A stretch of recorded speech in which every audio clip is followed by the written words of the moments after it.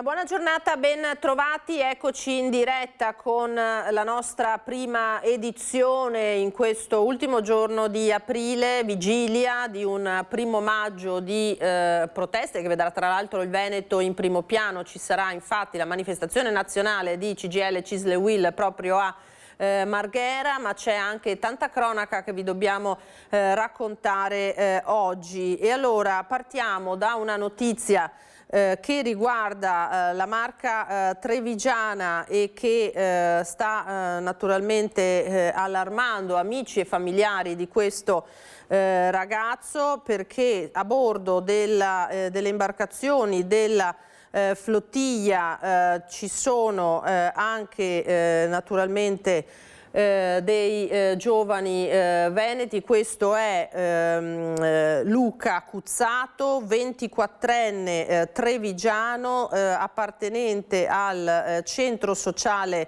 Django, che risulta a bordo appunto di una delle 22 imbarcazioni che sono state fermate in acque internazionali, tra l'altro, quindi con polemiche che si sono susseguite nelle ultime ore da parte dell'esercito israeliano, che ha intercettato appunto le imbarcazioni della flottiglia con quello che viene considerato un vero e proprio attacco al largo di Creta, motori distrutti, danno i siti.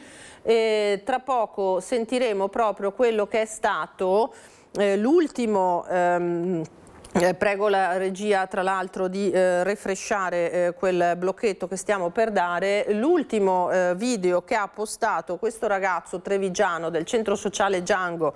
Noi abbiamo raggiunto tra l'altro poco fa al telefono la famiglia, il papà Paolo, che non ha voluto rilasciare interviste, ma ci ha detto da riferire insomma la sua preoccupazione e lo stato di angoscia, di attesa da parte della famiglia per naturalmente conoscere le condizioni, lo stato in cui si trova il figlio, perché naturalmente a tutti le persone a bordo sono stati sequestrati i telefoni, non c'è modo di raggiungere queste persone con la Farnesina, che ha chiesto informazioni a Tel Aviv per capire quello che sta succedendo e come stanno questi 175 attivisti che risultano in qualche modo arrestati dai militari israeliani. Allora andiamo a sentire quello che è stato l'ultimo video che ha postato Luca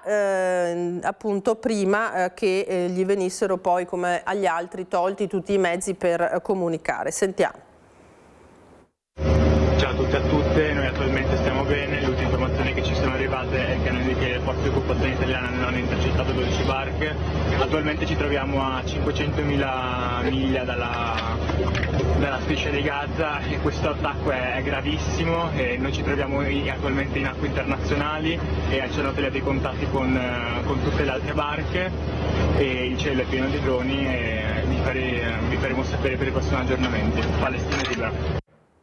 Tra l'altro nel pomeriggio alle 18:30 a Treviso proprio i ragazzi del centro sociale Django hanno indetto una manifestazione di solidarietà del loro compagno di attività naturalmente nel Trevigiano e non solo, 18:30 in piazzetta Indipendenza in centro, per attirare l'attenzione su quello che sta succedendo e soprattutto chiedere fermamente la liberazione degli attivisti e tra loro il giovane Luca Cuzzato, abbiamo detto 24 anni, trevigiano, già protagonista di altre attività e proteste da parte del Django in città e nel territorio e ora a bordo della flottiglia. Vedremo se ci saranno aggiornamenti con l'andare delle ore. Intanto noi torniamo alla cronaca di questi momenti. Ieri vi abbiamo proposto il racconto di quello che è successo a Mignagola di Carbonera, un'aggressione brutale da parte di un gruppo di ragazzi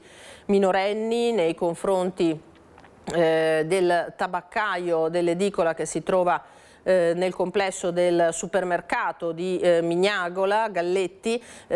Oggi il nostro Christian Arboit è tornato sul posto, ci sono sviluppi e novità, sentiamo cosa ha raccolto col nostro Simone Merlo.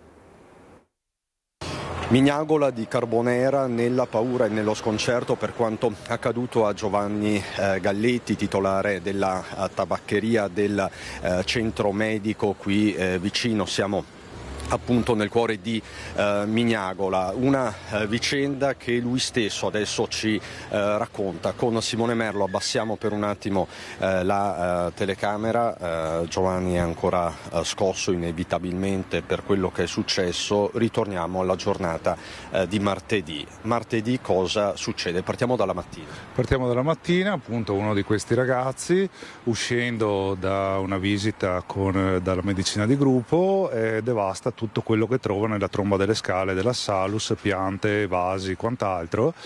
In quello appunto la nostra infermiera ci chiama dicendo che c'era questa persona che stava facendo questi danni. Quando sono arrivato non c'era più, era già andato via. Chiamo le forze dell'ordine per riferire l'accaduto e basta. Procedo con le denunce. Questo ragazzo era con i genitori, era con qualcuno, era da solo? A me sembra che fosse con la madre in sala d'attesa con la madre. E lui è andato in escandescenza. Poi nel pomeriggio? Nel pomeriggio questo ragazzo viene da me a porgermi delle scuse, al mio rifiuto delle sue scuse, perché reputo che questo sia un atteggiamento che non sia consono, soprattutto in un centro medico dove ci sono pazienti, ci sono persone fragili in difficoltà. Comincia con delle minacce di morte, con degli insulti eccetera, al che usciamo all'esterno dell'attività e poi niente, il resto cosa succede? Cosa succede? Andiamo alle mani, io cerco di difendermi, lui mi tira un pugno appunto al volto rompendomi il setto nasale e basta. La colluttazione continua per ancora qualche decina di minuti fino a che appunto arrivano le forze dell'ordine chiamate dai passanti che ci hanno visto appunto baruffare. Ecco, c'è da dire che non è venuto solo a chiedere le scuse, è venuto con altri 3 amici che tutti e 3 hanno contribuito alla colluttazione. Quindi nel complesso in quanti erano? Erano in 3. Questo ragazzo e altri due amici che sono molti... Che sono molti assolutamente noti, sia nella frazione di Mignagola che nel comune. Insomma. Senta, ci può mostrare il braccio, perché cosa le hanno fatto? Questo è un morso che ho ricevuto appunto durante la colluttazione e appunto il pugno al volto con la rottura del setto nasale. Poi all'indomani ci spostiamo, teniamo sempre la telecamera bassa, non so signor Giovanni se mi può seguire. Il giorno dopo succede questo, quindi ieri loro ritornano. Ieri ritornano armati di un pezzo di ferro, appunto lo scagliano contro il distributore di sigarette rompendo il vetro e scappando successivamente. Erano travisati? Ieri erano travisati in volto, sono stati riconosciuti comunque dai clienti che erano all'esterno dell'attività. Chiamate le forze dell'ordine, identificati, recuperati, abbiamo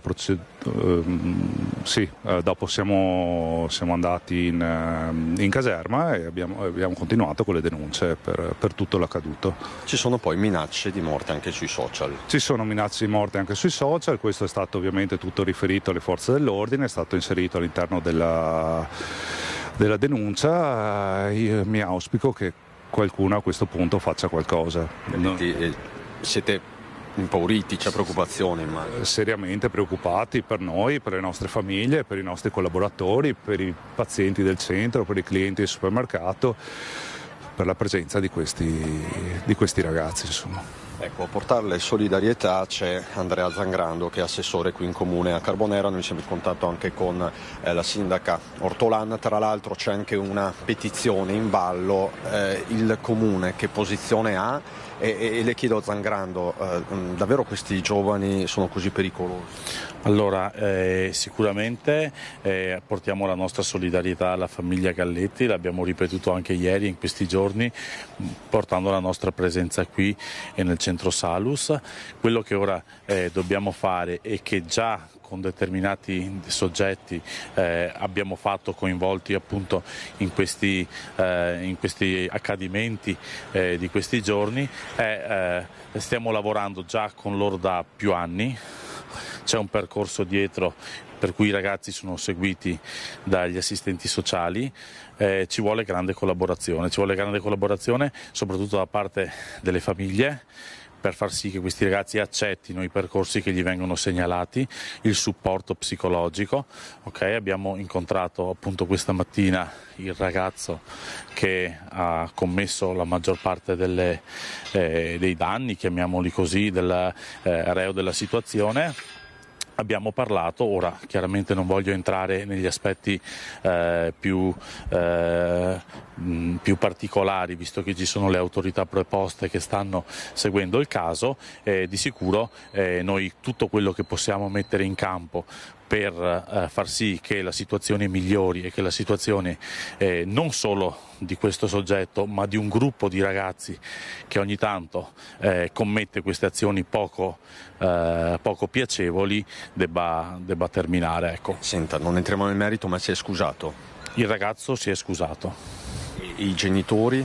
I genitori anche capiscono, hanno magari una versione diversa e questo appunto sarà da chiarire con gli organi preposti. Di sicuro portano le scuse e hanno capito che il figlio ha commesso qualcosa che andava al di là di quello che può essere una semplice e normale reazione. Grazie Assessore Zangrando. Questa è la situazione quindi a Mignagola di Carbonera.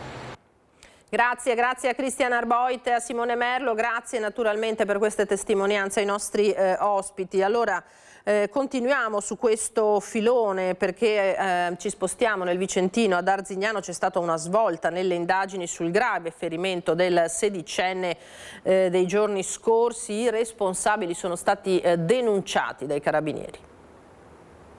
Svolta nelle indagini sull'accoltellamento di un sedicenne magrebino e sul ferimento dell'amico bangladese di 17 anni colpito con un cacciavite in zona cinema ad Arzignano sabato sera. I carabinieri della stazione della compagnia di Valdagno hanno identificato i componenti del branco. Si tratta di adolescenti albanesi, protagonisti della spedizione punitiva. Decisivi i filmati delle telecamere e le testimonianze raccolte nelle ore successive all'aggressione. I responsabili, tutti giovanissimi, sono stati denunciati a piede libero alla Procura dei minori di Vicenza e la loro posizione adesso è al vaglio del giudice. L'aggressione, nata per futili motivi, ha portato al grave ferimento del sedicenne, ancora ricoverato in prognosi riservata al San Bortolo di Vicenza. È l'ennesimo episodio di violenza giovanile che vede coinvolti immigrati di seconda generazione. Sul punto lo psicologo ed educatore Lino Cavedon non ha dubbi. La violenza sembra essere sempre più spesso l'unica risposta nella gestione di emozioni negative o di conflitti. Questi adolescenti vedono nelle armi una illusoria forma di potere, anche se potere stupido, potere criminale, potere che poi si affloscia nel momento in cui devono prendere atto del danno irreparabile che hanno provocato. E c'è un ragazzo di appena 16 anni coinvolto in un tentativo di truffa a un'anziana, stavolta a Padova. La donna in questo caso non si è persa d'animo, con l'aiuto di una vicina di casa è riuscita a far fuggire il ragazzo arrivato dalla Campania e subito denunciato dalla polizia. La sua auto è stata coinvolta in una rapina, raduni tutti i gioielli che ha in casa, che mandiamo un collega a prenderli. È iniziata così la telefonata del finto truffatore. Da una parte del filo il criminale, dall'altra un'anziana di 85 anni che vive a Montà. Sconvolta dalla notizia, ma anche dubbiosa, perché la sua auto era ferma in garage da tempo e le risultava strana questa cosa, nonostante fosse al telefono, la donna ha chiesto aiuto alla vicina di Pianerottolo mentre stava radunando i suoi preziosi. 75 anni anni la vicina si è precipitata nell'appartamento dell'amica e qui hanno atteso l'arrivo del finto maresciallo. Entrato in casa, quest'ultimo è stato sottoposto a un fuoco di fila di domande, tanto che, vista la malparata, il giovane, un sedicenne napoletano incensurato, ha ben pensato di darsela a gambe. Peccato per lui che fuori, ad attenderlo, ci fossero gli agenti della squadra mobile di Padova che lo stavano seguendo da quando, intorno a mezzogiorno, era sceso dal treno in arrivo da Napoli in stazione. Per il sedicenne è scattata una denuncia per tentata truffa aggravata. Il giovanissimo è stato inviato in comunità in attesa di essere riaffidato ai familiari. E una vicenda abbastanza simile ci arriva da Bassano del Grappa, anche in questo caso finti carabinieri che riescono a raggirare 2 famiglie. I delinquenti hanno usato la voce sicura, modi gentili e una storia credibile. Così si sono presentati come carabinieri e hanno messo a segno 2 truffe ai danni di anziani nel quartiere 25 aprile a Bassano. Nel primo caso la vittima è un uomo di 80 anni. Tutto parte da una telefonata. Dall'altra parte un sedicente militare che parla di controlli e verifiche dopo furti in zona. L'anziano viene così convinto ad aprire la porta, nonostante fosse inizialmente reticente. Poco dopo arrivano i complici, in pochi minuti riescono a farsi consegnare contanti e gioielli, con la scusa di metterli al sicuro o verificarne la provenienza. Poi la fuga. Stesso copione nel secondo episodio, ai danni stavolta di una coppia, sempre di anziani. Anche qui la telefonata preventiva, poi l'arrivo dei falsi carabinieri. I truffatori chiedono di visionare denaro e preziosi, arrivano perfino a fotografarli. Una volta ottenuta la fiducia si impossessano di tutto e spariscono. Un copione purtroppo consolidato. Le vittime solo dopo si rendono conto dell'inganno e danno l'allarme. Chiamano i veri carabinieri che iniziano le indagini e stanno raccogliendo testimonianze e verificando eventuali collegamenti tra i 2 colpi. Stanno visionando telecamere della zona. L'allerta è massima. I referenti di quartieri e le forze dell'ordine invitano alla prudenza. Maurizio Franchetti, presidente del quartiere 25 aprile, ripete che carabinieri e polizia non telefonano mai. Nessun carabiniere o poliziotto chiede denaro o gioielli. Il consiglio è chiaro: non aprire a sconosciuti e chiamare subito il 112 e il 113 in caso di dubbi. Dalle truffe, lo avete sentito, alle rapine ci spostiamo nel Vicentino, cominciando dalla rapina in centro storico con la polizia intervenuta e che ha denunciato un cittadino tunisino che è accusato di aver utilizzato lo spray urticante contro la sua vittima. Sono le 9:30 del mattino quando in pieno centro storico a Vicenza un tunisino ruba una bicicletta elettrica in Contrada della Fascina. La vittima, un nigeriano di 47 anni, si accorge del furto e inizia a inseguire il malfattore con un'altra bicicletta, raggiungendolo in Contrada Santa Caterina. Qui nasce una colluttazione durante la quale l'aggressore, per guadagnare la fuga, spruzza uno spray urticante in faccia al proprietario della bici elettrica. Quando arriva la polizia sul posto, il nigeriano è scosso e con gravi difficoltà respiratorie. Per questo viene portato all'ospedale San Bortolo. Il tunisino di 31 anni viene perquisito addosso a 2 coltelli tascabili, mentre la bomboletta spray viene trovata abbandonata vicino a dove si è consumata l'aggressione.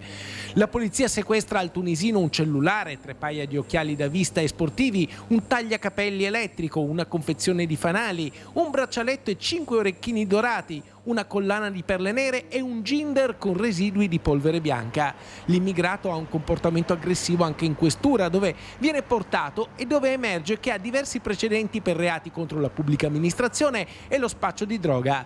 Denunciato per rapina, ricettazione, resistenza pubblico ufficiale e porto abusivo di armi o oggetti atti ad offendere, risultando irregolare in Italia, è stato accompagnato al centro di permanenza per il rimpatrio di Milano per la sua espulsione.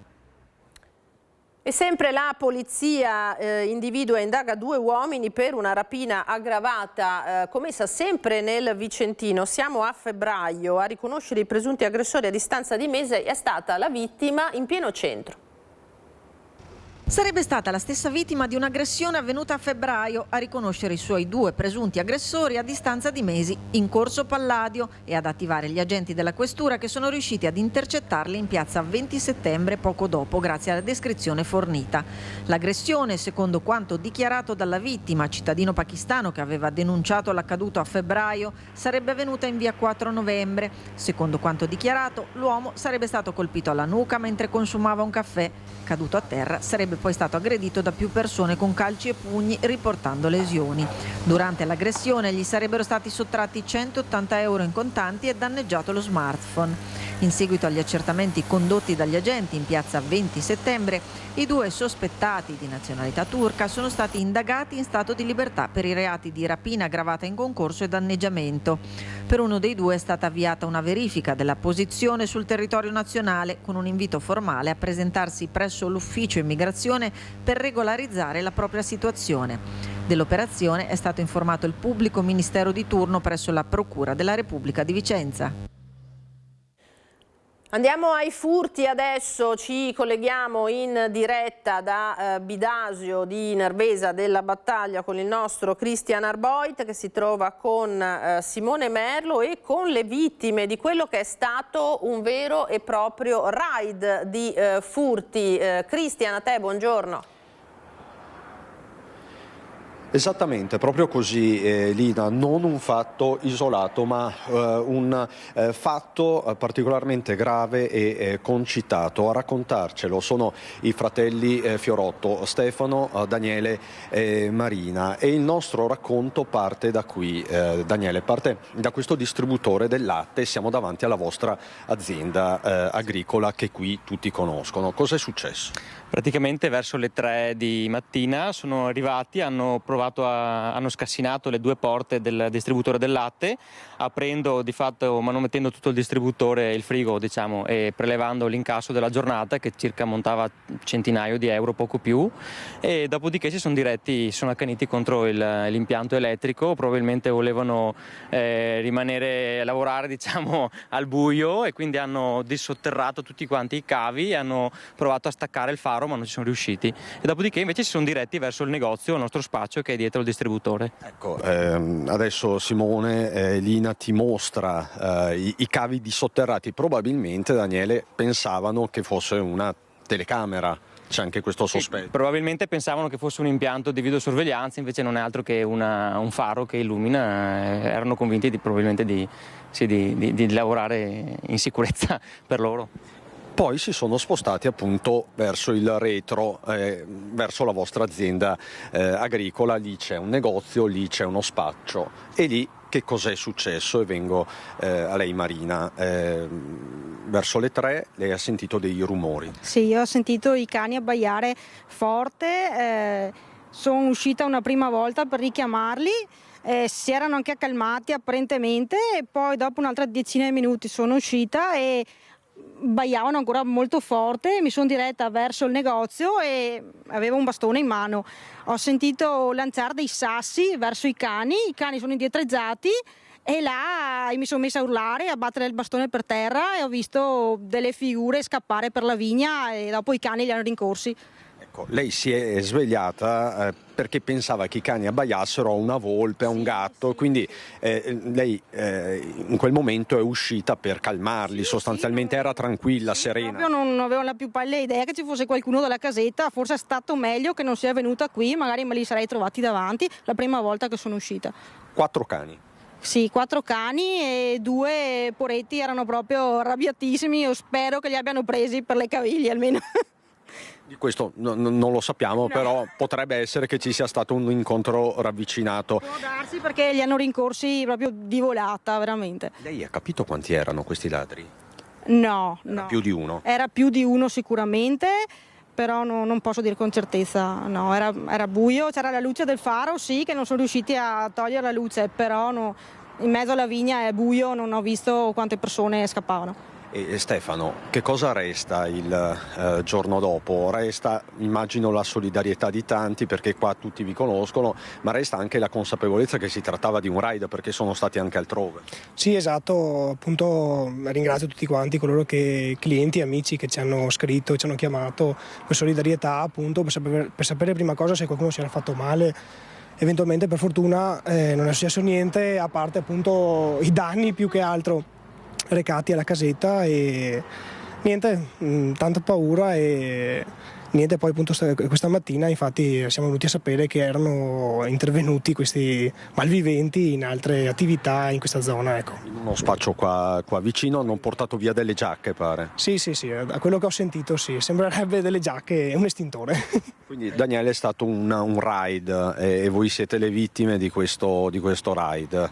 Sì, esatto, è stato, hanno provato, in realtà in questo caso hanno fatto più, il valore dei danni è maggiore al valore dell'area furtiva, purtroppo meglio, però sì, insomma siamo stati anche fortunati, perché appunto, come ha detto mia sorella, se fosse uscita la prima volta, fosse venuta direttamente qua e li avesse trovati all'opera, probabilmente magari gli tiravano anche una botta in testa o qualcosa del genere. Fortunatamente è andata così e rimane il rammarico, però vabbè, l'importante è che non si sia fatto male a nessuno. Ecco, diciamo Marina, c'è almeno questa come la chiamiamo? Sì, dai. Consolazione. Sì, per carità, è andata così. Io fino all'ultimo speravo fossero le volpi, dopo stamattina abbiamo trovato il disastro qua dalla casetta, non mi sono resa conto che era successo qualcosa. Quindi siete resi conto soltanto? Sì, al mattino. E avete denunciato il tutto? Certo, sì. Grazie Marina, grazie Stefano, grazie Daniele. Fiorotto per questa loro testimonianza. Per il momento da Abidasio è tutto, chiaramente indagano i carabinieri. Lina, con Simone Merlo ti restituisco la linea. Grazie a Cristiana Boite e Simone Merlo, grazie per questa testimonianza anche alle vittime, lo avete sentito, di questo raid vero e proprio dei ladri. Parleremo più avanti di altri furti. Adesso la cronaca ci impone di dare la notizia dell'ennesima giovane vittima spezzata sulla strada. È morto dopo 2 giorni di agonia in ospedale a Siena un giovane di 25 anni di Montegrotto Terme, coinvolto in un gravissimo incidente lungo l'autostrada A1 in Toscana. Ancora ricoverata la fidanzata. La macchina sulla quale viaggiavano è stata travolta, pensate, dal carico di un tir. Un tragico appuntamento con il destino. Erano le 17 di lunedì quando Pietro Bellato, 25 anni, residente a Montegrotto Terme con la famiglia, mentre percorreva l'autostrada A1 in Toscana, in auto con lui la fidanzata di 24 anni, è stato travolto dal carico di bobine di carta di un tir che, dopo aver perso il controllo, era prima sbandato in carreggiata per poi riversare il materiale su quella opposta.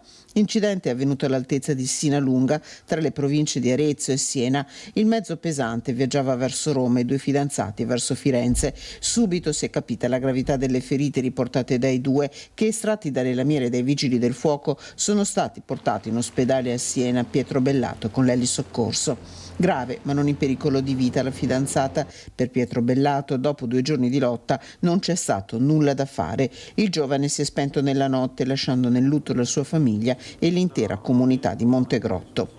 Pietro ha combattuto con tutto se stesso per 2 lunghi giorni, ma le ferite che ha riportato in quello schianto assurdo causato dal carico di un camion finito sulla sua corsia, la corsia opposta, si sono rivelate fatali. Un destino che tutti noi non avremmo mai voluto immaginare per un ragazzo così giovane con tutta la vita davanti. Il mio pensiero va alla sua famiglia, ai genitori, alla sorella, a tutti i cari che oggi portano un dolore immenso, va alla sua fidanzata che era con lui in quei momenti terribili e che adesso affronta una lunga strada verso la guarigione. Le auguro con tutto il cuore di ritrovare presto le forze. Montegrotto piange uno dei suoi figli, una comunità come la nostra sa quanto faccia male perdere un giovane, una ferita che lascia un segno profondo. Sull'incidente sta indagando la polizia stradale. Il 50enne alla guida del tir è stato iscritto nel registro degli indagati con l'accusa di omicidio stradale colposo.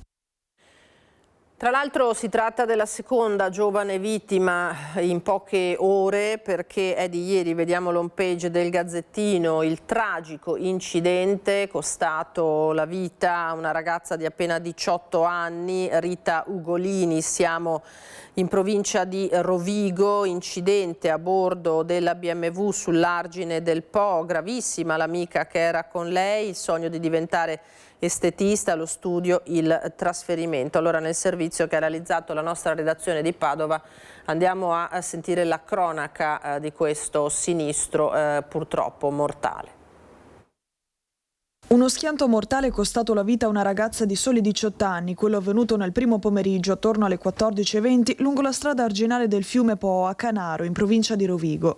Un'auto con a bordo 3 persone è volata giù per la scarpata, ribaltandosi e finendo con l'abitacolo schiacciato. Sul posto sono intervenuti i vigili del fuoco di Rovigo che hanno messo in sicurezza il mezzo ed estratto gli occupanti. Nonostante i soccorsi, il medico del SUEM non ha potuto far altro che dichiarare il decesso della giovane. Una seconda donna è stata invece stabilizzata sul posto ed è ritrasportata in ospedale a Padova, ma non è in pericolo di vita. Anche il conducente, un uomo di 32 anni, è stato assistito sul posto dai sanitari del SUEM 118. Sul luogo dell'incidente sono intervenuti anche i carabinieri per tutti i rilievi del caso, che dovranno ora ricostruire l'esatta dinamica della tragedia, costata la vita a una giovane donna. Questo dunque l'incidente in provincia di Rovigo. Noi adesso ci fermiamo per qualche minuto di pubblicità, torniamo tra pochissimo, parleremo tra l'altro anche di 1° maggio.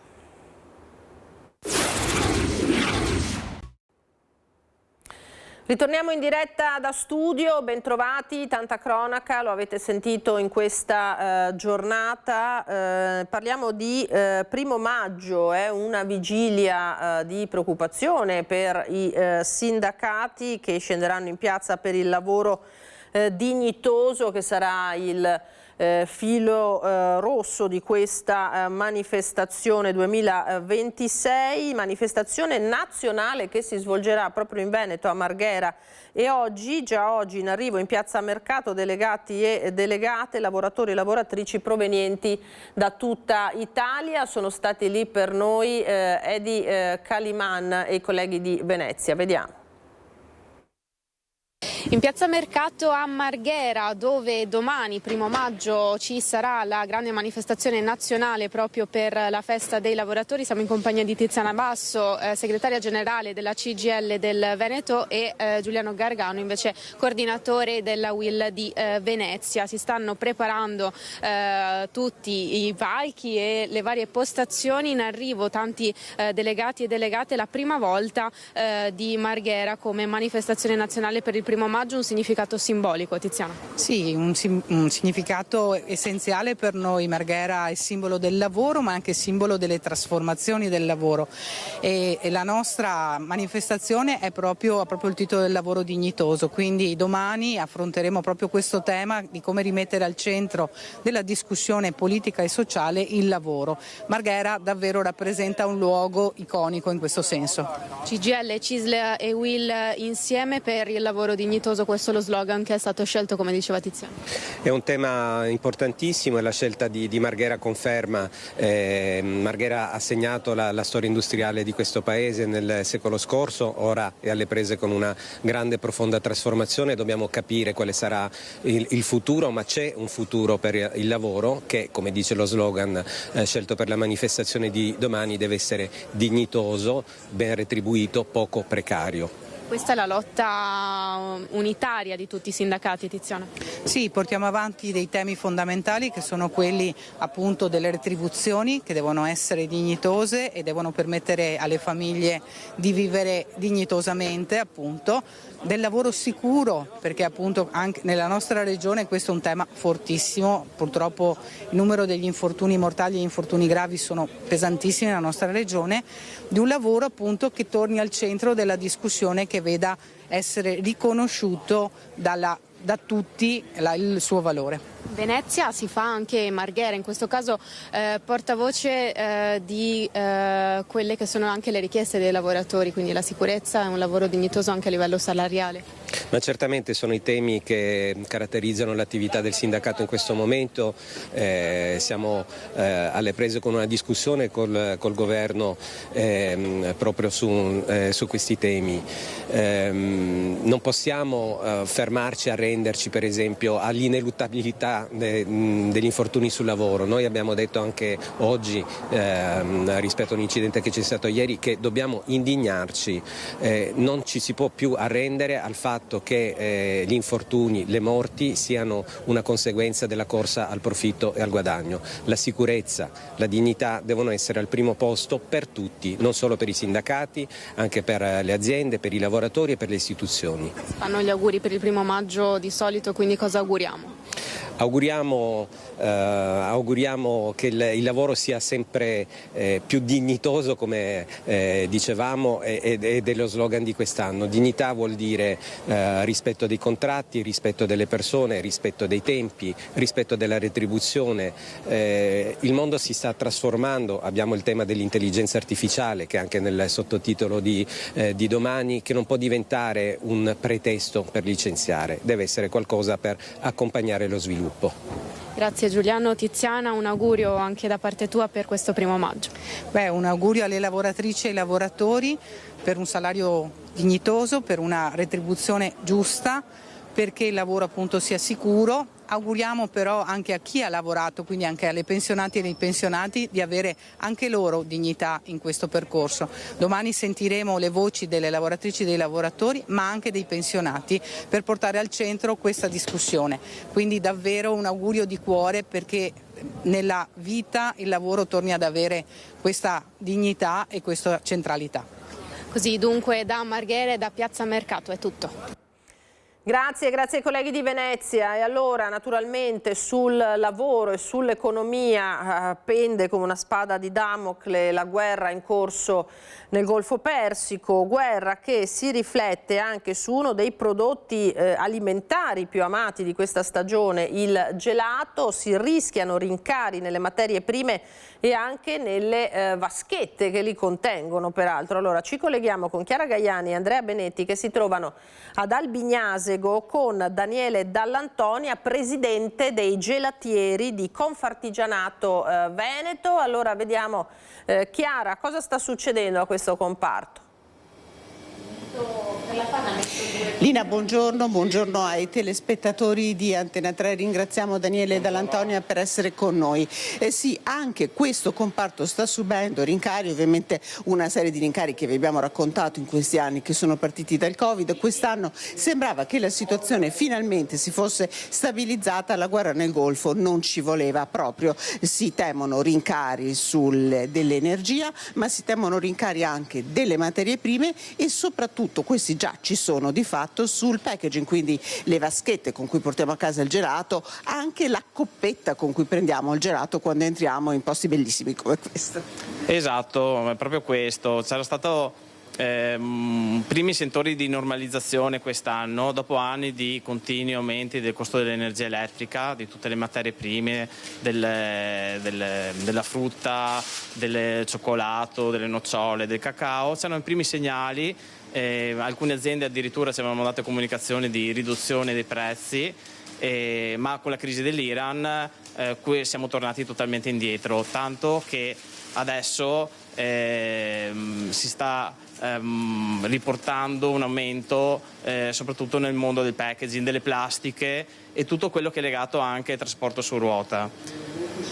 Quindi ci sono già dei segnali anche dal punto di vista dell'energia che potrebbe inficiare sulle bollette degli artigiani e dei loro fornitori. Ecco, gli aumenti sono proprio di questi giorni, ci raccontava insomma di aver ricevuto comunicazione dai fornitori. Per ora tenete duro, il prezzo finale al consumatore non cambierà. Sì, come artigiani al momento teniamo bloccati i prezzi al consumo, stiamo un po' attendendo di vedere cosa sta succedendo, se questa situazione rientrerà nei prossimi mesi. Controlleremo un po' più le nostre marginalità, rinunceremo a qualcosina, ma ancora non applicheremo aumenti, soprattutto in stagione solitamente non si fa. Ecco, allora, visto che siamo all'interno di un laboratorio, Daniele Dall'Antonia, proprio per i nostri telespettatori, ci farà vedere, e lo seguiamo, come si estrae il gelato. Lina, adesso seguiamo Daniele Dall'Antonia e vediamo l'estrazione di un gelato. Adesso scopriremo insieme, perché non lo sappiamo, quale gusto verrà estratto. Ecco, qui ci avviciniamo alla macchina. Il gusto di oggi è Golden Coffee Crumble, è un cioccolato bianco che è stato caramellizzato con aggiunta di cioccolato classico fondente. E poi noi un momento successivo andremo ad aggiungerci un crumble senza glutine che prepariamo nel nostro forno, e adesso è il momento dell'estrazione, quindi è stato cotto, pastorizzato, e la macchina ha raffreddato il compost e nel contempo l'ha mantecato, quindi è stata inglobata dell'aria e adesso il gelato è pronto per essere preparato e poi servito ai clienti. È uno dei gusti che vanno di più nella sua gelateria, o qual è il gusto che va di più? Allora, questo è uno dei gusti che vanno di più, ma tra i gusti che vanno sempre molto forte sono i pistacchi. Noi ne abbiamo di 3 tipi, anche il pistacchio ad esempio. Stiamo tendendo di vedere un po' come andrà quest'anno, perché ad esempio l'Iran è uno dei maggiori produttori a livello mondiale. Ecco, allora, su queste preoccupazioni che Daniele Dall'Antonio ci ha raccontato, le immagini che abbiamo girato ve le faremo vedere nei servizi di questa sera. Io davvero ringrazio Daniele Dall'Antonio e i suoi collaboratori. Ricordiamo che oltre a essere mastro gelatieri è presidente dei gelatieri di Confartigianato Veneto. Direi che per ora è tutto. Ringrazio però prima per la collaborazione tecnica il collega Andrea Benetti. La linea può tornare a te. Grazie Chiara. E allora il gelato lo abbiamo visto, l'abbiamo quasi assaggiato, uno dei beni che rischia i rincari, ma su questo fronte dell'aumento dei prezzi ce ne sono molti purtroppo di prodotti e settori che patiscono, lo sappiamo bene. I colleghi di Vicenza hanno raccolto le preoccupazioni dei cittadini che chiedono interventi al governo soprattutto per limitare efficacemente le speculazioni. Se andiamo avanti così, vediamo, comunque speriamo di no, dai. Cosa la preoccupa di più? Ma il costo, la benzina, ma non in quanto io uso la macchina eccetera, per chi lavora, per tutto l'insieme, perché ferma tutto poi. Mi sembra, non faccio fatica a capire se si tratti di una enorme speculazione economica piuttosto che della follia di una persona che ha perso la misura del valore veramente della vita prima di tutto, ma poi anche del valore della stabilità internazionale. Da dove partire per contenere? Sulle tasse, cioè verificare gli esenti di tasse, chi non paga le tasse. Veramente bisogna stringere i denti adesso e vedere, sperando che il governo ci aiuti a fare qualcosa. Ecco, su questo dove vorrebbe che intervenisse il governo? Qualcuno diceva essere tolleranti zero su chi fa speculazioni. Ma su quello senz'altro tolleranza zero, però nel senso di dare una mano sulle bollette, di controllare i prezzi delle verdure che stanno andando alla spesa, che non si può pagare un chilo di pomodoro 7-8 euro, una roba indescrivibile, anche perché stiamo andando sulla bella stagione, per quindi i prezzi dovrebbero scendere, non salire. Tolleranza zero, esatto. Non lo voglio dire perché questo mi fa paura, però non tutte le persone sono così, ecco. C'è qualcuno che purtroppo ne approfitta.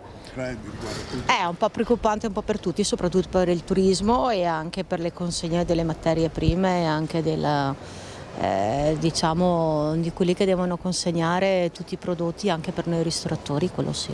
Da quando è iniziata la guerra non abbiamo più turismo, è diminuito del 40-50%.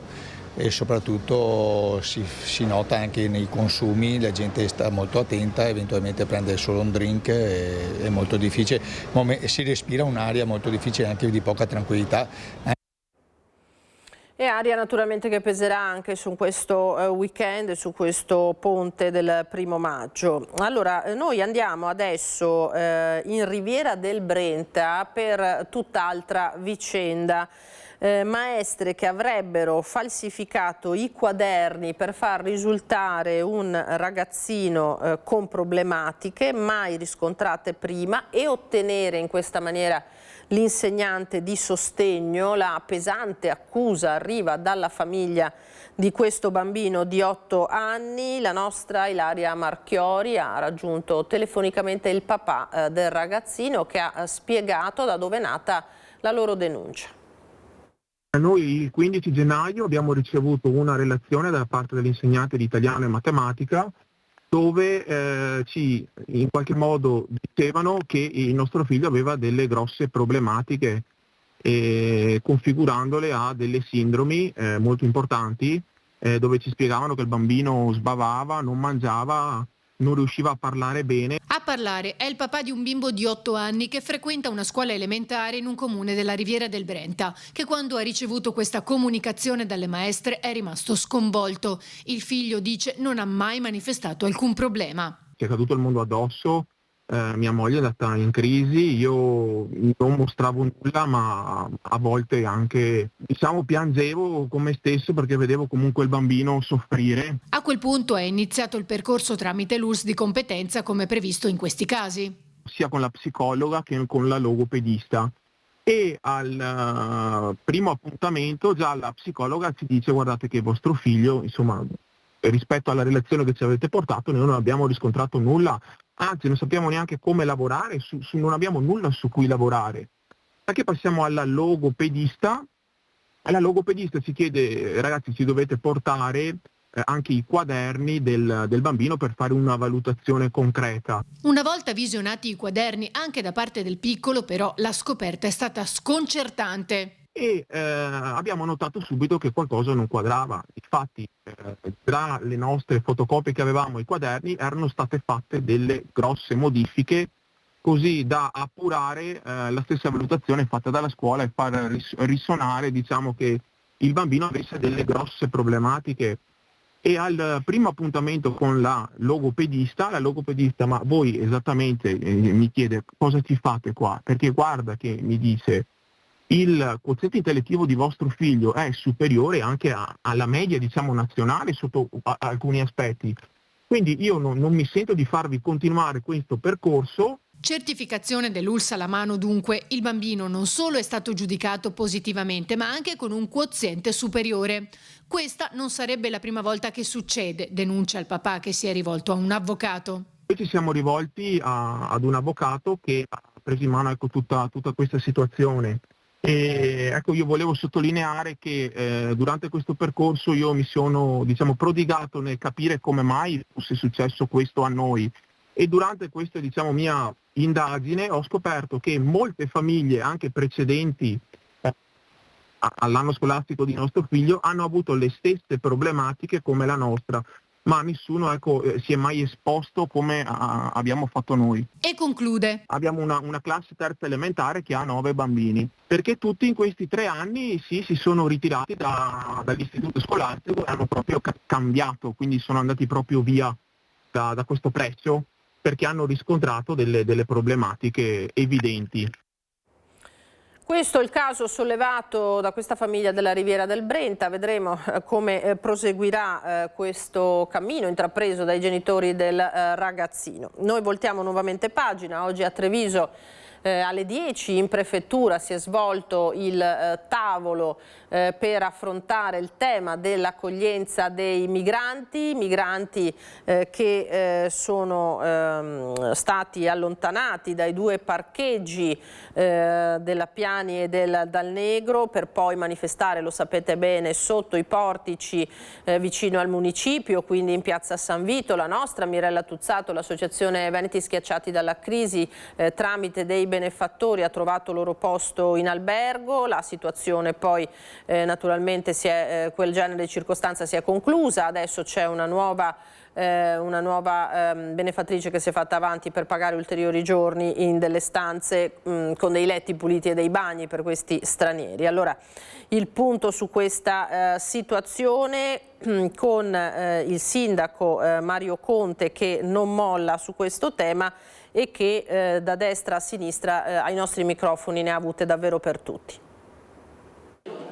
Se invece di fare i sit-in si dessero da fare per trovargli una casa, per trovargli un lavoro, forse farebbero qualcosa di più buono per l'umanità, però la politica è questa, no? Chiacchierare, urlare, sbandierare, scaricare i problemi sul sindaco.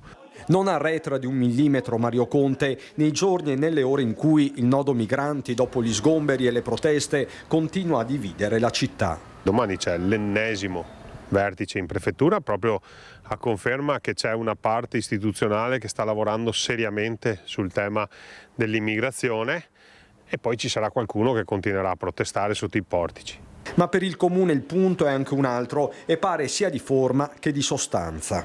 Chi sono questi ragazzi? Formalmente non lo sappiamo, nessuno di loro si è rivolto al servizio inclusione o allo sportello immigrazione del comune, non si sono rivolti direttamente chiedendo un ricovero per la notte, neppure alla Caritas, al centro ascolto. Nessuno è stato portato ai servizi, questo secondo me è un dato importante, quindi inviterei le associazioni a fidarsi delle istituzioni e a ricondurre le persone ovviamente in un lavoro con il volontariato proficuo, ma dove l'istituzione non solo ha un ruolo, ma può essere di supporto. L'altro fronte, non del tutto scollegato, riguarda la zona rossa con l'ultima violenta lite tra stranieri in via Orioli, cui era presente tra gli altri l'avvocato Fabio Crea, pronto con altri colleghi a promuovere su mandato di alcuni residenti degli esposti sulla sicurezza dell'area. Anche qui il primo cittadino non ha nessuna intenzione di incassare. Rilevo la denuncia dell'avvocato Crea e sarà mia cura portarla sul tavolo della prefettura. Dispiace però quando l'avvocato Crea, esponente di Fratelli d'Italia, se la prende con la professionalità delle forze dell'ordine, quindi mi dispiace questo attacco al questore, al comandante dei carabinieri, al prefetto, al comandante della polizia locale, perché mettere in discussione la loro professionalità e il metodo di lavoro non credo che vada nella direzione giusta della collaborazione istituzionale. Noi della Lega e io come sindaco portiamo la solidarietà alle forze dell'ordine.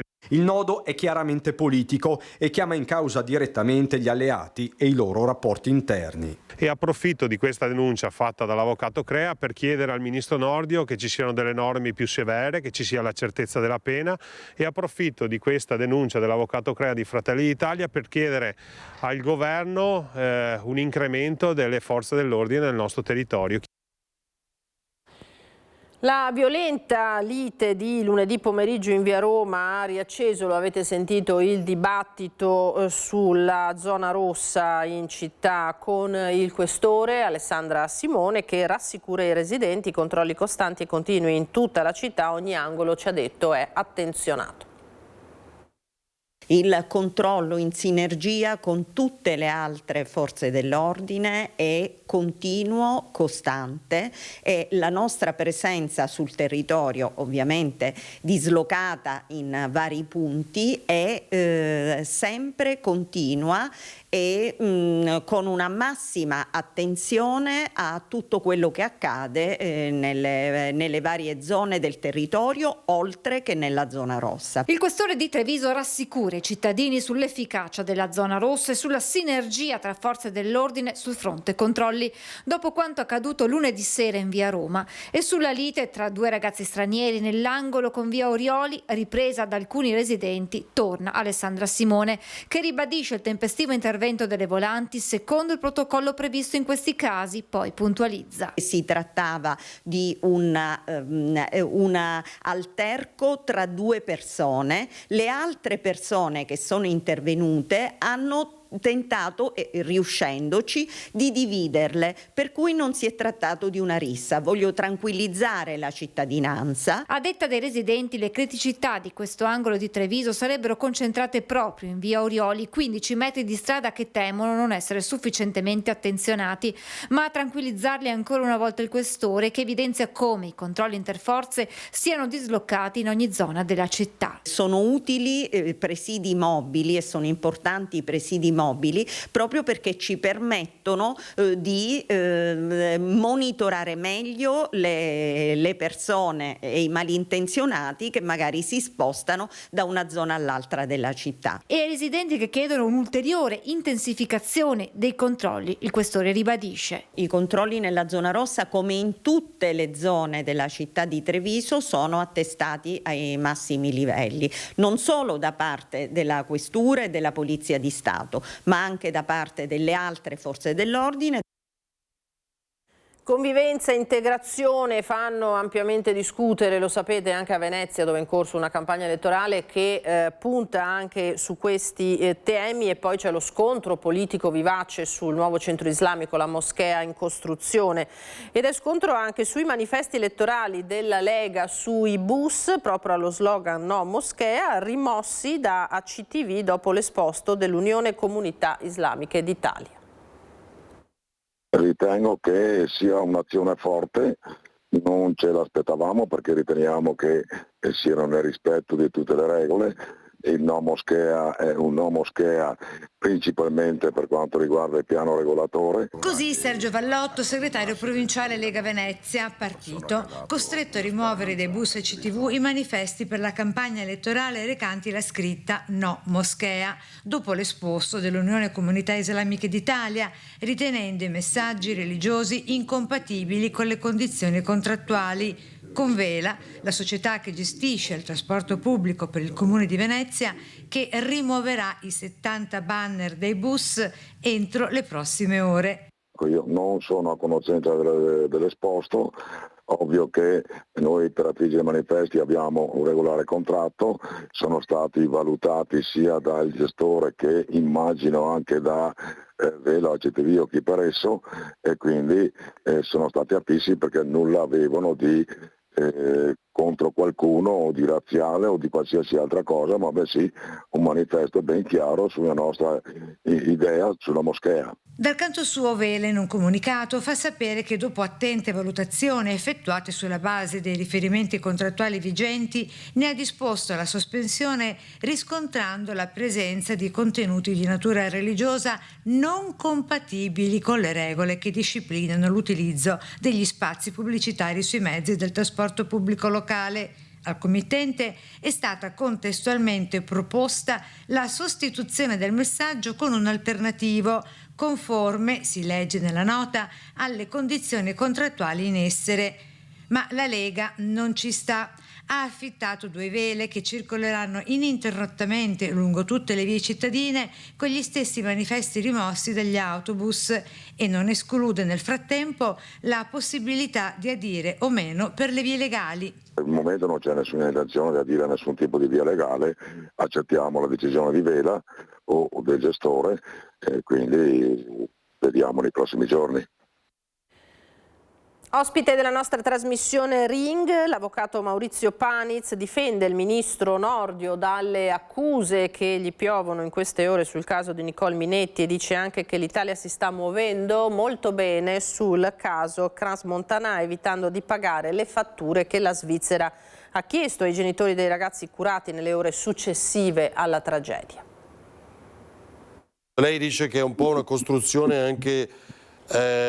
si cerca di scavare una fossa politica attorno al ministro Nordio. Lei vede questo come tentativo, che sarebbe un tentativo di indebolire ulteriormente il governo?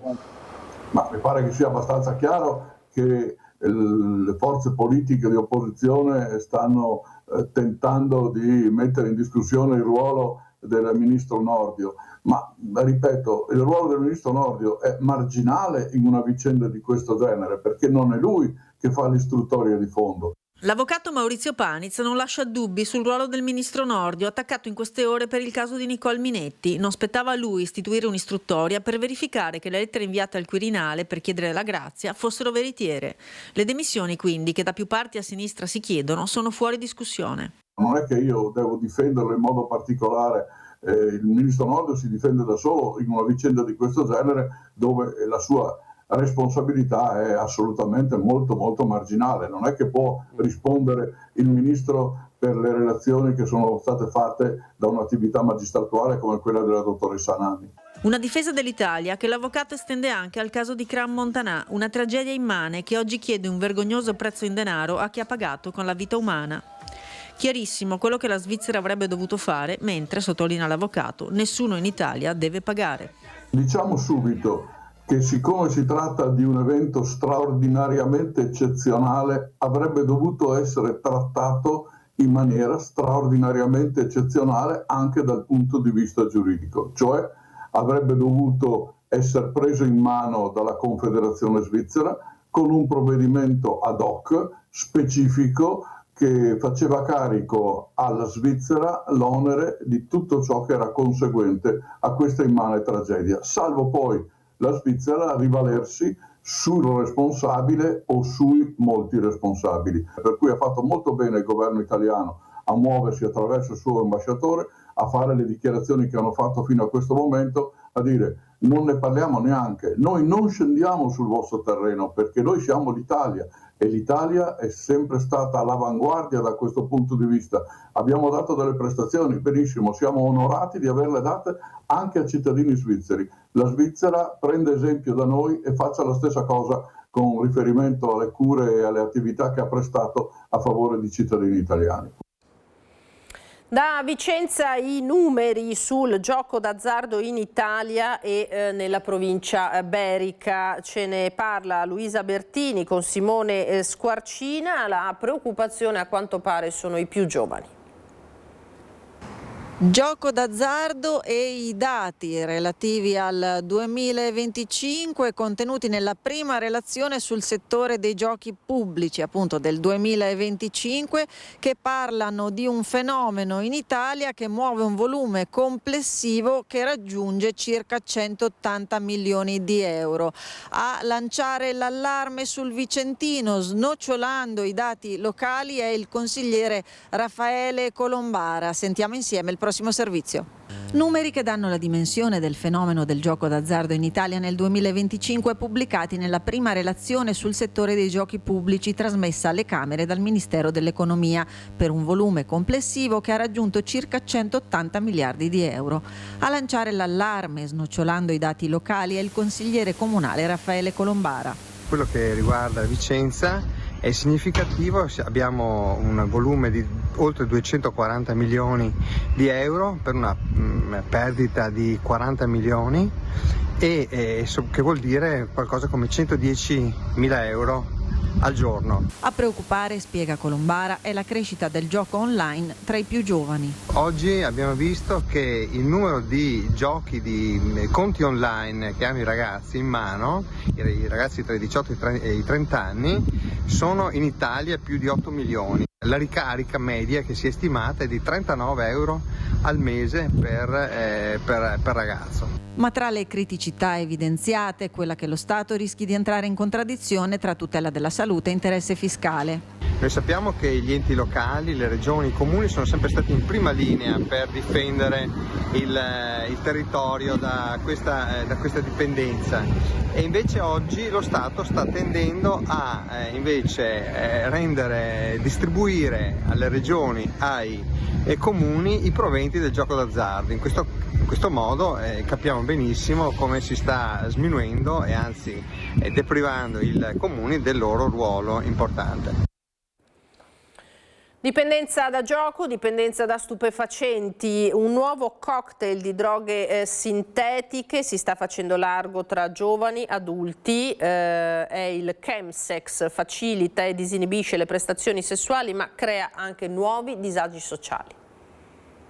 Sono in prevalenza giovani adulti, anche adolescenti e uomini con una certa disponibilità economica, i nuovi utilizzatori del chemsex, un nuovo cocktail di droghe sintetiche che esalta le sensazioni, aumenta le performance sessuali, ma causa alla lunga disagi anche sul piano comportamentale. Questa è una tendenza nata dopo gli anni del Covid. Sono 20 ad oggi i casi seguiti dal SER trevigiano. Se ne è parlato in un convegno Le nuove sostanze psicoattive e il chemsex, organizzato al Museo Bailo dal Dipartimento per le dipendenze dell'ULSS con il patrocinio dell'amministrazione. Gli effetti possono essere sia a breve che a lungo termine molto differenti fra di loro, perché noi li individuiamo e vediamo dei casi che si presentano con disturbi comportamentali, dei veri e propri quadri di scompenso anche psicotico che arrivano alla nostra attenzione. Gli effetti in realtà ricercati sono quelli della euforia, del rilassamento, dell'azione stimolante, che è quella maggiormente ricercata nell'uso saltuario che sia di queste sostanze. Può esserci anche poi una dipendenza, passare a una dipendenza vera e propria, che è quella poi che noi andiamo a trattare come servizi per le dipendenze. Sono oltre 800 le sostanze psicoattive oggi note, tra cui quelle di origine vegetale come l'ayahuasca, e se il fentanyl in Italia non è ancora un problema, è proprio il chemsex, oggi per la maggiore tra Milano, Roma, Barcellona, Londra, Berlino e New York, a preoccupare.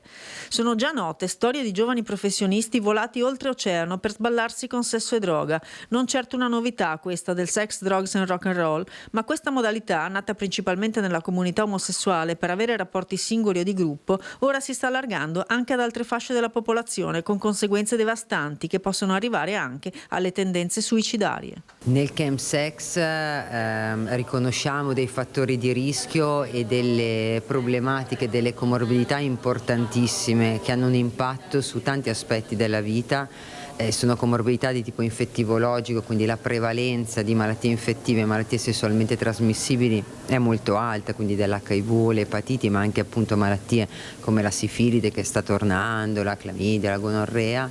Abbiamo un impatto importante sui casi di intossicazione acuta, ma anche sullo sviluppo poi di patologie mentali croniche, di psicosi e di disturbi dell'umore. E allora il nostro Christian Arboit, ancora a caccia di furti nel territorio, ce ne sono tanti, colpiti anche gli impianti sportivi di Giavera del Montello, dove si è spostata la nostra truppa. Allora andiamo in diretta subito dai colleghi che si trovano davanti agli impianti per darci conto dell'ennesimo tentativo di derubare strutture che poi cosa abbiano all'interno resta tutto da capire in termini di preziosi, no Christian? Assolutamente Lina, assolutamente. Qui siamo a metà strada tra il furto e l'atto vandalico. Ne parlavo proprio con il sindaco Andrea Maccari che è qui con noi, che saluto e ringrazio. In questo caso parliamo di furti vandali probabilmente noti, questo lo possiamo dire sindaco, che sono stati messi in fuga dai residenti, perché qui poco distante ci sono diverse case e insomma ognuno ha fatto la sua parte. Quindi veniamo alla notte di martedì, quindi tra martedì e mercoledì che cosa accade? No, praticamente hanno tentato di entrare, anzi hanno affrontato una finestra che è sulla parte insomma, degli spogliatoi, ma poi hanno le cucine, hanno gli uffici del Giavera Calcio e hanno forzato una finestra con una pietra sembra per entrare dentro lo stadio. Erano verso le 11 e mezza, vicino al sentito dei rumori, hanno avvisato subito il presidente, che ringrazio anche poi. L'ho sentito, quindi anche lui sostiene e vuole anche precisare insomma, che queste cose non vanno fatte e allertare insomma, di prevenire, ma anche di diffondere il fatto della solidarietà ai cittadini. Ha ringraziato. Assolutamente, quindi qui parliamo di ladri barra vandali tutto sommato noti, che hanno fatto tanto rumore e quindi insomma si sono accese delle luci, c'è chi ha chiamato il presidente, c'è chi ha chiamato i carabinieri. Esattamente, insomma c'è stato l'intervento corretto poi dei cittadini che hanno usato la procedura corretta, quindi sempre rivolgersi alle forze dell'ordine, alle autorità competenti quando si vedono queste cose, e io rinnovo questo, insomma sempre passare tramite quella procedura. Diciamo l'atto è tra il vandalismo e il furto, ma insomma non è la prima volta che capita in questo stadio, siamo già la terza volta, addirittura sono entrati con una macchina dentro lo stadio rovinando, cioè sono quei gesti che stiamo seguendo e valutando insieme alle forze dell'ordine. Abbiamo individuato chi tramite anche i servizi di videosorveglianza che abbiamo, stiamo capendo chi può essere stato, e in questo stanno facendo le indagini le forze dell'ordine, ma è un dispiacere perché la comunità vengono dati degli oggetti che sono un bene comune, ma che per queste atti vandalici, ma anche dispiace insomma che vengano sempre messe terrorismo, ma anche venga presa sotto forma di ribellione o di atto vandalico oggetti che sono un bene comune, che è giusto che rimangano tali e preservati. Quindi voi sindaco ci fa capire che li avete individuati più o meno questi soggetti, parliamo di giovani. Allora, mi preservo insomma di dire se giovani o insomma non va fatto questo, che siano giovani o che siano non giovani non vanno fatte queste insomma va preservato il patrimonio, va anche circoscritta la gravità, insomma sono atti vandalici misti a tentativi di furto, non sono sicuramente di altri professionisti, questo si è capito. Questo è abbastanza evidente, però insomma il tema c'è, sono già entrati altre volte, tanto che la sua amministrazione sta correndo ai ripari perché state recintando tutto proprio in chiave antivandali. Assolutamente sì, proprio per evitare che possano entrare ancora stiamo cercando di aumentare il livello di sicurezza della zona, però questo è anche un po' disarmante sinceramente, perché comunque io preferirei avere gli spazi liberi e che vengano rispettati. Arrivare a questi punti che sono necessari, per carità, perché poi tutelano i cittadini, tutelano e preservano il patrimonio, ma io vorrei lavorare proprio con i cittadini e con le autorità competenti perché questo non debba succedere, piuttosto lavoriamo di invadere gli spazi in maniera propositiva e di evitare che queste persone facciano questi tipi di gesti, insomma. Sindaco, grazie davvero, grazie Andrea Maccari. Chiaramente ci sono le indagini dei carabinieri in corso, ma come hai capito Lina c'è già un identikit di questi soggetti. Per il momento da Giavera del Montello è tutto, con Simone Merlo ti restituisco nuovamente la linea. Grazie Cristian Arboit, Simone Merlo, grazie per questa ennesima notizia. Prima di andare in pubblicità andiamo a leggere sul sito del Gazzettino una di quelle notizie che addolorano davvero molto. Mamma Sara muore in 15 giorni a 39 anni, 4 mesi dopo, pensate, alla nascita della sua prima piccola. Eccola qui, si era sposata pochi giorni prima in ospedale, proprio quando questa malattia, scoperta di fatto un paio di settimane fa, poco più di un paio di settimane fa, se l'è portata via e a 4 mesi dal parto. Accade a Castelfranco Veneto, una notizia davvero molto molto triste per questa famiglia, per l'intera comunità. Noi ci fermiamo adesso, torneremo a parlare tra pochissimo di molti temi, tra cui una bella iniziativa a favore proprio dei bambini.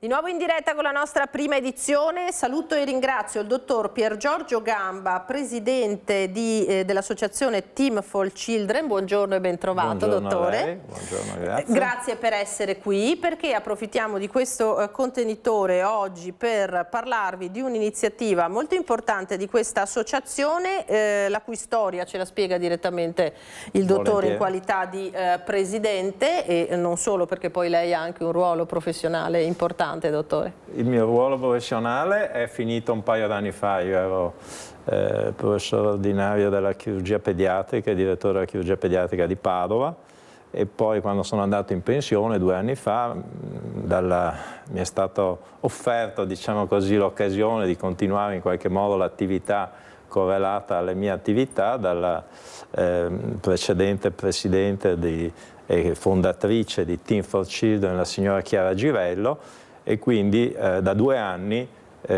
sono presidente assieme a un ottimo gruppo di collaboratori di questa associazione. La mission di questa associazione qual è? È quella di sostenere a 360 gradi quella che sono i bambini, i ragazzi affetti da tumore, quindi malati di neoplasie, sia in età pediatrica sia in età adolescenziale, e che fanno riferimento all'oncoematologia pediatrica e alla chirurgia pediatrica di Padova. Quindi degli ambiti estremamente delicati. Sì, ci sono molte altre associazioni che collaborano in tutto questo. Noi abbiamo una serie di iniziative, in particolare orientate sul progetto degli adolescenti, di cui dopo mi farà molto piacere parlare, approfondire, ma anche nell'ambito della ricerca, nell'ambito del sostegno familiare, nell'ambito dell'assistenza pura e così via, tutto orientato in questo senso. Ecco, allora noi mentre lei parla possiamo far vedere, regia, qui dal PC, questo che è il video un po' che presenta l'associazione, vediamo, eccolo qua, il video che presenta l'associazione che voi avete preparato anche per farvi conoscere, eccetera, certo. E ci saranno anche delle interviste delle persone che parlano, che si vedranno mentre noi parliamo, possiamo andare... eccolo, sottotono ovviamente, sì, certo. Eccola qua. Allora, associazione che... è nata 15 anni fa. Esatto. E che continua a lavorare sempre in quest'ambito, con questa mission. Padova non è una location casuale, insomma, è un po' un riferimento a livello veneto anche per la pediatria, naturalmente. A livello oncomatologia, a livello di tumori, è un riferimento non solo veneto, se permette, ma proprio a livello nazionale e anche internazionale, perché anche abbiamo sostenuto noi stessi, ma anche altri, insomma, bambini che vengono anche dall'estero a curarsi specificatamente, perché sicuramente in quest'ambito ci sono delle competenze molto elevate. Esatto, esatto, e proprio in questo senso c'è bisogno di sostegno anche per quello che si fa. C'è bisogno di sostegno, ce n'è bisogno sempre, cioè in mille modi, sia dal punto di vista di spendere per la ricerca, perché deve sempre andare avanti, quella è la base di tutto, ma sia anche dal punto di vista dell'assistenza, assistenza non puramente quella che fanno i medici, gli infermieri, ma assistenza in tutto ciò che contorna la vita e la possibilità di benessere dei pazienti e delle famiglie, ecco, che diventano veramente importanti. E appunto uno dei progetti che abbiamo sempre sostenuto fin dalla nascita e che continuiamo a sostenere è quello degli adolescenti affetti da patologia tumorale.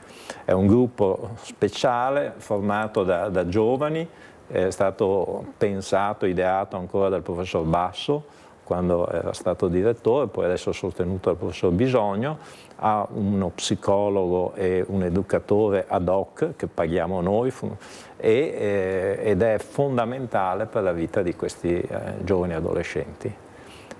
Fanno tante iniziative, alcune collegate allo sport, e anche un po' il collegamento con l'iniziativa di cui vogliamo parlare oggi specificatamente, ma ci sono altre molte iniziative create per il benessere. Una è anche collegata a una mostra di fotografia grazie a un evento sui colori che abbiamo già iniziato a presentare a Padova, ma che nel prossimo anno, nei prossimi mesi, verrà spostata anche a Venezia, a Bassano, anche a Treviso, a Vicenza, e per poi tornare a Padova, proprio perché questi pazienti e le loro famiglie sono di tutto il Veneto, come ha detto lei, ma non solo. Ecco, accenniamo proprio, visto che stiamo mostrando le immagini di questa iniziativa subito, e poi parleremo della sfida che avete lanciato per il 9 maggio.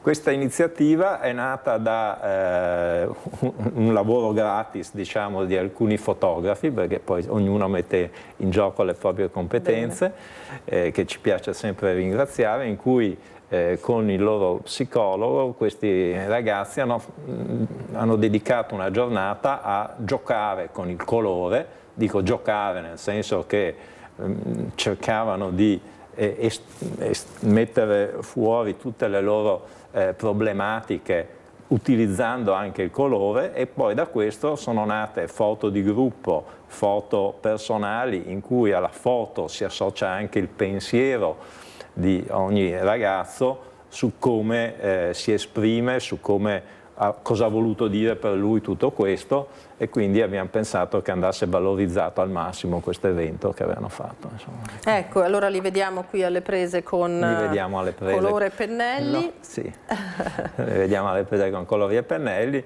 proprio giocando, ma nello stesso tempo liberandosi di una serie di meccanismi che possono anche rendere difficile la socializzazione.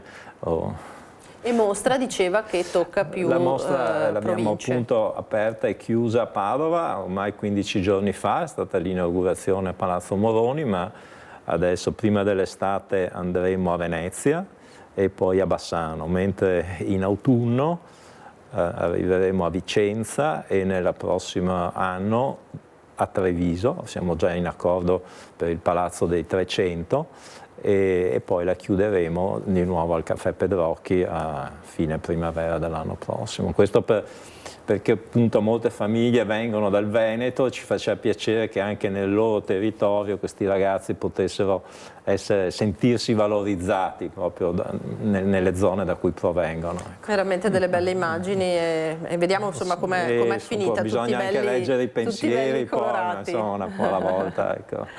Senta dottore, e poi invece... E poi questa però è una delle iniziative di questo gruppo, perché appunto un altro dei grossi progetti è il progetto Sport,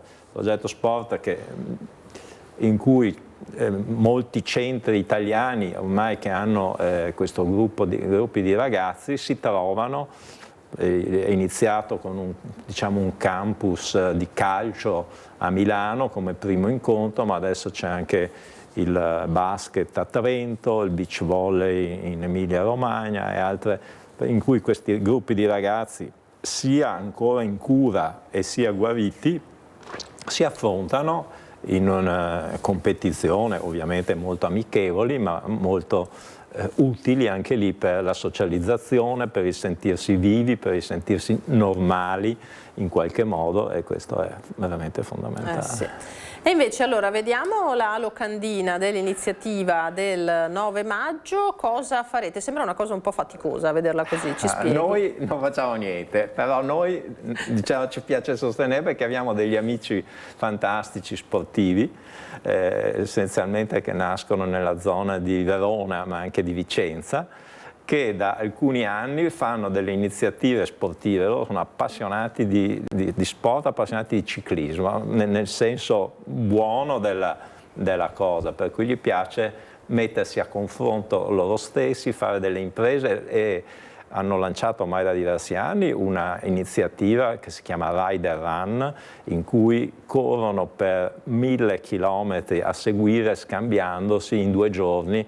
Hanno già fatto buona parte d'Italia, ma questa è a settembre. Invece dall'anno scorso Lorenzo Lotto, che è uno di questi, diciamo fulminati dal ciclismo, si è inventato di voler fare un record che è la salita di 10.000 metri tutti di seguito. Quindi ha scelto una location che è a Longare, sui Colli Euganei, e lui l'anno scorso, proprio in questa stagione, si è confrontato con se stesso andando su e giù non so quante volte, fino a riuscire a battere questo record, che poi viene messo nel libretto dei record possibili. E si chiama Everclimb questo. Quest'anno ha deciso di modificare, assieme ai soliti amici Stefano Gobetti, Martina Xodo e altri, insomma, del loro gruppo, questo evento, aprendolo un pochino ad altri e facendo una sfida sui 30.000 metri di dislivello. Però lo fanno in tanti, in modo che così ognuno può fare una parte. L'idea è, hanno trovato una app di ciclisti in cui ci si può iscrivere, ne hanno già parecchie di iscrizioni, credo che siano tra i 20 e i 30, però credo che sia ancora possibile ulteriormente iscriversi, in cui se tu partecipi poi vieni registrato e puoi fare 1 o 2 o 3 volte quello che ti senti, sono 250-300 metri di dislivello, e però partecipi al pool che loro in 12 ore vogliono fare di 3.000 metri, ma vogliono farlo in 12 ore, quindi bisogna darsi da fare. Sì, e appunto anche qui a sfondo benefico. A sfondo benefico, perché loro queste manifestazioni, diciamo così, sportive, se le organizzano da soli, sentono anche sponsor che hanno però lo scopo non di organizzare la corsa, ma di donare a noi, per cui veramente sono delle persone fantastiche in questo senso, perché lo fanno, e così uniscono il piacere dello sport al piacere della donazione, insomma all'idea di riuscire a fare anche qualche cosa di buono. E di solito appunto tutto ciò che raccogliamo con loro lo indirizziamo poi al progetto sport dei ragazzi, anche per cercare di correlare un po' le due iniziative. Quindi ne avete fronti aperti parecchi? Ne abbiamo tanti di fronti aperti, sì. Questo ci piace molto perché proprio sì, è regalato, diciamo, è regalato, e nello stesso tempo c'è questa unione tra passione sportiva e passione per la donazione, del tutto gratuita, del tutto così generosa, ecco, da parte di questa persona. È anche un buon modo appunto per far conoscere anche voi, naturalmente, perché immagino ci sia la possibilità di donare alla vostra associazione tutto l'anno, insomma, al di là degli eventi. Assolutamente, noi come associazione abbiamo poi le nostre, diciamo, fonti che vanno dal 5 per 1000, che vanno dalle campagne panettoni alle campagne Pasqua, eventi, questo, ma cene, tanti altri eventi, ovviamente con un unico scopo, quello di donare e poi progettare, mettere nella progettazione, perché sì, questo degli Stranger Teens, dei ragazzi, è uno, forse il più grosso dei nostri progetti, ma poi come dicevo abbiamo anche assistenza pura, famiglie per esempio che sosteniamo che vengono dall'estero, in cui facciamo in modo di dare sia un contributo locale per il soggiorno, sia per le pratiche che non sono banali, anche per farli arrivare, ma anche per progetti di ricerca di singoli ricercatori. Sa che in università per i giovani c'è sempre bisogno e ovviamente in progetti orientati tutto nell'ambito della patologia tumorale, che è così grande e così varia che sicuramente più riusciamo a sostenere, più riusciamo a ottenere risultati, perché questo è l'obiettivo ovviamente. Senza dubbio, quindi anche tante famiglie dall'estero, diceva. Ce ne sono diverse, dall'estero, sì, abbiamo avuto soprattutto ultimamente dalla Serbia, da quelle zone dell'est, anche l'anno scorso abbiamo sostenuto una famiglia, poi ce ne sono mille di possibilità, alcune vanno a buon fine, altre no. Insomma, credo che sia una cosa fondamentale sentirsi supportati e accolti per chi deve intraprendere. Lei, insomma, che professionalmente ha trascorso molto tempo. Un passato che però è sempre bello ricordare. Beh, certo, ma è proprio questo bagaglio di esperienza e di conoscenza, credo che poi le dia anche una certa sensibilità nel suo nuovo ruolo. Dottore, grazie infinite. Allora, io ringrazio il dottor. Ci mancherebbe, a noi fa sempre piacere dare spazio e visibilità a queste realtà che lavorano per il bene soprattutto dei fragili. Dottor Pier Giorgio Gamba, lo ricordiamo, presidente di Team for Children. Allora, chi si è interessato a darsi a questa sfida abbastanza impegnativa del 9 maggio a Longare trova tutti i riferimenti anche nei siti dell'associazione e di chi li organizza. Io prima di salutarvi devo ricordarvi oggi che parte dopo di noi 13:30 un altro bellissimo progetto, il TG Sicurezza, realizzato dagli studenti, che va in onda da qui fino al 9 maggio, dedicato alla sicurezza sui posti di lavoro e alla sicurezza in strada, e dunque 13:30 e 20:50 non perdete naturalmente questa iniziativa. Ricordo anche alle 15:52 il film I giorni del cielo, quindi il cinema. In regia ci sono Antonio Esposito e Antonio Pol, che ringrazio. A me non rimane che lasciarvi alle previsioni del tempo e darvi appuntamento a questa sera. Arrivederci.